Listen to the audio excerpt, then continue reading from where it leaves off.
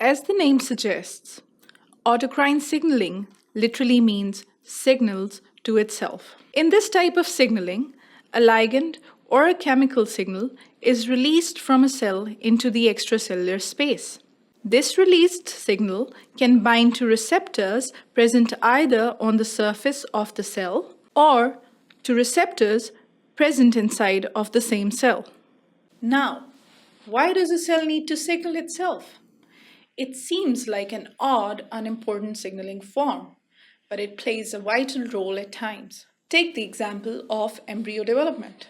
It helps the cells to take on a signal and reinforce their correct identities.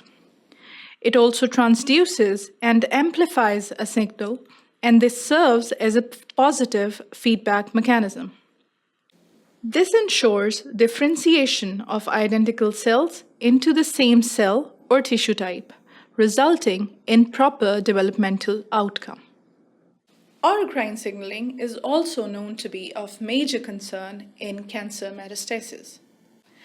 As the cells become self-sufficient and send growth signal to itself, therefore spreading out without the need of growth or division signals from other cells. Another important example of autocrine signaling is during a viral infection. The virus tends to take the cell its hostage and takes over its production machinery, that is, the nucleic acids and the protein production in the nucleus. In this case, the cell can signal itself to undergo necrosis or programmed cell death, resulting in killing of the cell as well as the virus. So, that's all we know about autocrine signaling.